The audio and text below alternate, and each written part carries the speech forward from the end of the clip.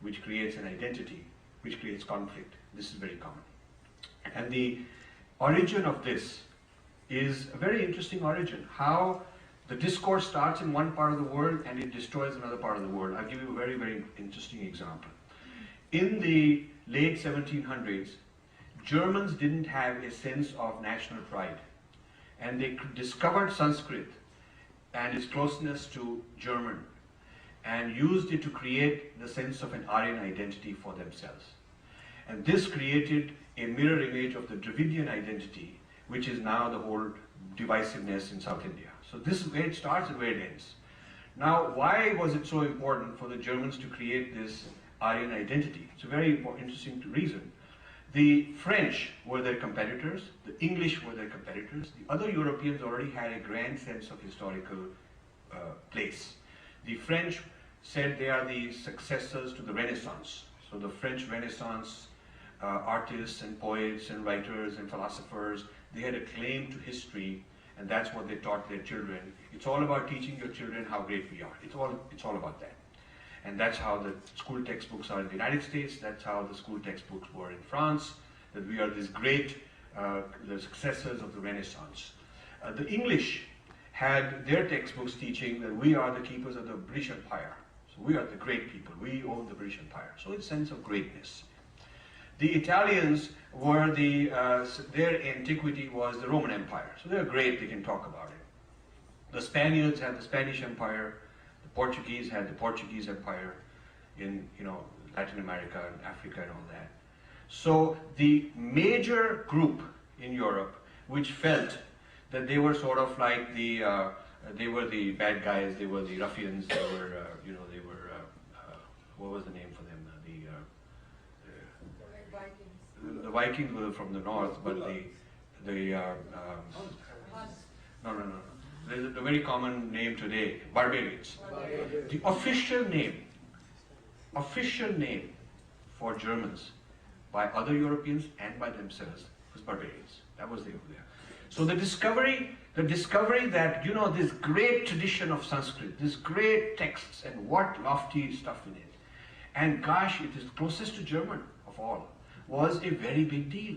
So this ignited 50 years of Sanskrit studies across German universities. Every major university in Germany from 1800 to 1850 had a very large department of Sanskrit studies, often bigger than Latin, Greek, and all of that. Because this became us. We are that, because we've discovered this closeness. So this idea of there must be an Aryan people who came up with all this. And gosh, those must be us, must be us only. We are, after all, Germans, So this was a project to create a German identity to compete with other European identities, and was not something intended to be exported to India and create all kinds of havoc which is creating in India today. So it started like that in the early 1800s. And then the British took this Aryanness, and their way of projecting into India was to divide up India. So this idea that the British started rationalizing that, we the British are the second Aryan invasion. There was already one Aryan invasion, and that Aryan invasion came and they brought a lot of Sanskrit here. They did good things, they civilized them, they brought them their Vedas, they brought them Sanskrit, they brought them philosophy. And so that was the first Aryan invasion. And in between all these bad guys, the Muslims came and all of them, and now this is the second Aryan invasion. We're going to complete the civilization mission that we started. So it was kind of like, we are here, good news, we are here, we are Aryans back, we got out, we're coming back again. So this business of the Aryan identity being a foreign identity being brought into India, which the Germans started, the British continued, they used it in their own sense.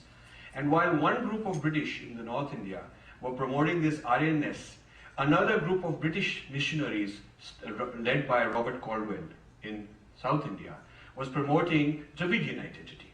Now it's very interesting that the Tamil classics, which are more than 2,000 years old, do not have an anti-Aryan, anti-Brahmanical, anti-North Indian flavor. They just don't have it.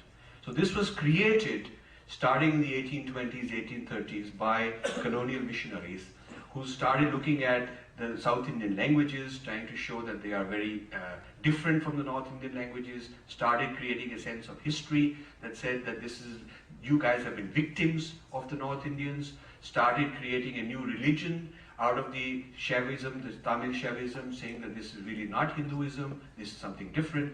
So this whole fabrication of the Dravidian in South India was a antithesis or antagonistic to the Aryan idea which had been created. So both this pair, Aryan Dravidian, were created by scholars. And a lot of times people say, well, what's the relevance of all this you're studying? What's the relevance to the real world? Well, I tell them that, you know, what the Indologists started in Europe is now the cutting edge political clash in South India. That is what's about to tear up the country. And it was just a fabricated identity brought to India, which the Indians had accepted. So the movements of, why is there a civil war in Sri Lanka? At the same time, this Aryan Dravidian divide convinced people that in Sri Lanka that the Sinhalese are Aryans and the Tamilians are Dravidians. And this origin of the Sri Lankan civil war is also this Aryan Dravidian divide. And so now we are having this problem in South India, which I'm going to discuss in a book I'm doing, that now this American churches have appropriated this Dravidian identity as a way of converting people to Christianity by saying that the Aryans, the bad guys, are Hindus and you guys were not. They imposed it on you, so you should desanskritize, get rid of Sanskrit names, and get rid of anything that reminds you of these kinds of religions. So the Christianity's evangelists are using this Aryan Dravidian divide as a way to create a Hindu-Christian divide. They're mapping the Aryan Dravidian onto Hindu-Christian respectively. So this first wave was done by the British to create a Dravidian identity which was purely ethnic.